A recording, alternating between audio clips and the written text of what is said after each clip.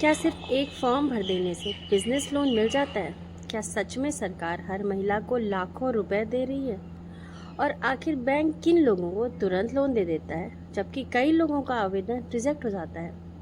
अगर आप भी कभी अपना छोटा बिजनेस शुरू करना चाहती हैं या भविष्य में आर्थिक रूप से आत्मनिर्भर बनना चाहती हैं, तो आज की यह वीडियो आपके लिए बहुत महत्वपूर्ण होने वाली है, क्योंकि आज मैं आपको सोशल मीडिया वाली अधूरी बातें नहीं बल्कि असली प्रक्रिया और सच्चाई बताने वाली हूँ। इस वीडियो को अंत तक ज़रूर देखिएगा, क्योंकि आखिर में मैं कुछ ऐसी गलतियों के बारे में भी बताऊंगी जिनकी वजह से बहुत सारी महिलाओं को लोन रिजेक्ट हो जाता है।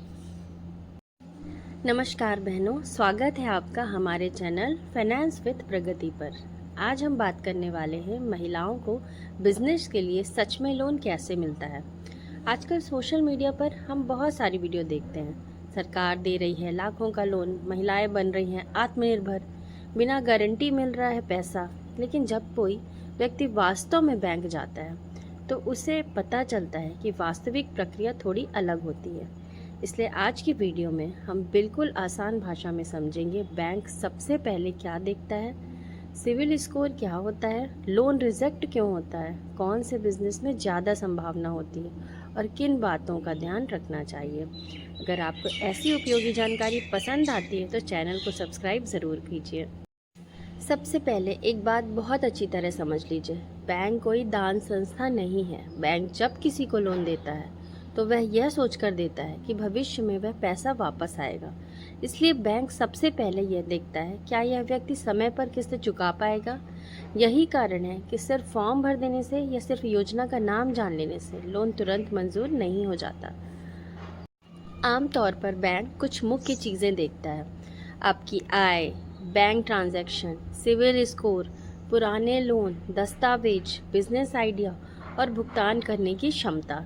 यानी बैंक यह समझने की कोशिश करता है कि अगर यह व्यक्ति आज लोन लेता है तो आने वाले महीनों में किस्त भर पाएगा या नहीं।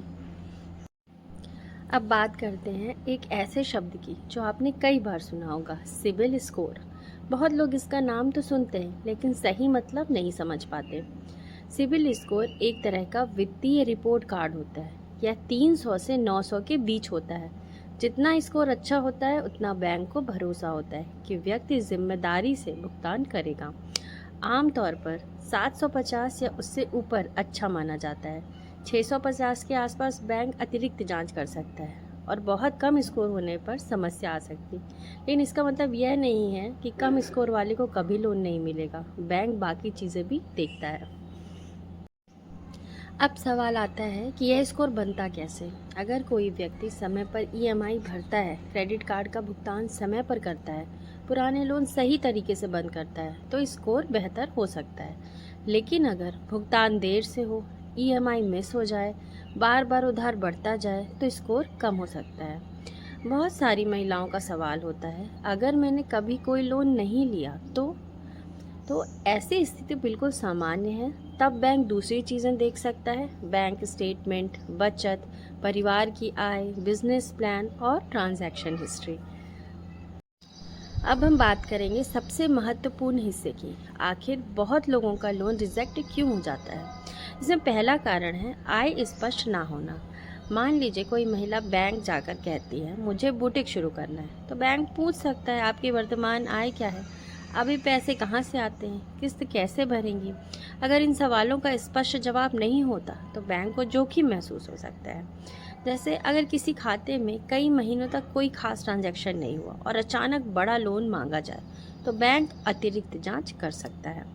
इसमें दूसरा कारण है दस्तावेजों में गलती। बहुत बार छोटी छोटी गलतियां भी बड़ी समस्या बन जाती हैं, जैसे आधार और पैन में अलग नाम, पुराना पता, मोबाइल नंबर लिंक ना होना, सिग्नेचर अलग होना।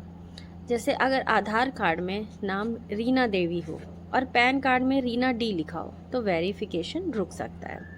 इसमें तीसरा कारण है खराब सिविल स्कोर। अगर किसी व्यक्ति ने पहले फ़ोन ईएमआई, बाइक लोन या क्रेडिट कार्ड का भुगतान देर से किया हो तो बैंक को भविष्य में भी जोखिम लग सकता है। जैसे अगर किसी ने लगातार कई महीने ईएमआई देर से भरी हो तो बैंक सोच सकता है कि भविष्य में भी भुगतान में दिक्कत हो सकती है। इसमें चौथा कारण है पहले से बहुत अधिक लोन। अगर किसी व्यक्ति पर पहले से घर की ईएमआई, बाइक की ईएमआई और क्रेडिट कार्ड का बकाया हो तो बैंक यह देखता है कि क्या यह व्यक्ति एक और लोन संभाल पाएगा। इसमें पांचवा कारण है बिजनेस आइडिया स्पष्ट ना होना। सिर्फ मुझे बिजनेस करना है कहने से काम नहीं चलता। बैंक जानना चाहता है कौन सा बिजनेस, कहाँ, ग्राहक कौन होंगे, कमाई कैसे होगी। उदाहरण, अगर कोई महिला कहे मैं अपने क्षेत्र में टिफ़िन सर्विस शुरू करना चाहती हूँ और पहले से कुछ ग्राहक भी हैं तो बैंक को ज़्यादा भरोसा हो सकता है। इसमें छठवां कारण है गलत जानकारी देना। कुछ लोग सोचते हैं थोड़ी ज़्यादा आय बता देते हैं, लेकिन बैंक जांच करता है। अगर जानकारी गलत निकली तो आवेदन रिजेक्ट हो सकता है। अब बात करते हैं महिलाओं के लिए कौन से बिजनेस बेहतर माने जाते हैं। कुछ व्यवसाय ऐसे होते हैं जिनमें कम निवेश से शुरुआत हो सकती है, जैसे ब्यूटी पार्लर, सिलाई, टिफ़िन सेवा, डेयरी, ऑनलाइन रीसेलिंग, अगरबत्ती, घरेलू उत्पाद, छोटी किराना दुकान। क्या बिना गारंटी लोन मिल सकता है? यह योजना और बैंक पर निर्भर करता है। कुछ योजनाओं में छोटे स्तर पर बिना बड़ी गारंटी के भी सहायता मिल सकती है, लेकिन हर स्थिति अलग होती है, इसलिए किसी भी वीडियो को देखकर तुरंत भरोसा मत कीजिए। अब एक महत्वपूर्ण बात, एजेंट और फ्रॉड से सावधान रहिए। आजकल बहुत लोग कहते हैं हम गारंटी से लोन दिलवाएंगे और पहले पैसे मांगते हैं। ऐसे लोगों से सावधान रहिए। कोई भी सही बैंक पहले से गारंटी फीस मांगकर लोन पक्का नहीं करता। देखिए, लोन लेना आसान लग सकता है, लेकिन उसे समय पर चुकाना भी उतना ही ज़रूरी है। इसलिए उतना ही लोन लें जितना संभाल सकें। पहले योजना बनाएं, खर्च और कमाई समझें और जल्दबाजी में निर्णय ना लें। बहनों, आज बहुत सारी महिलाएं छोटे स्तर से शुरुआत करके आगे बढ़ रही हैं।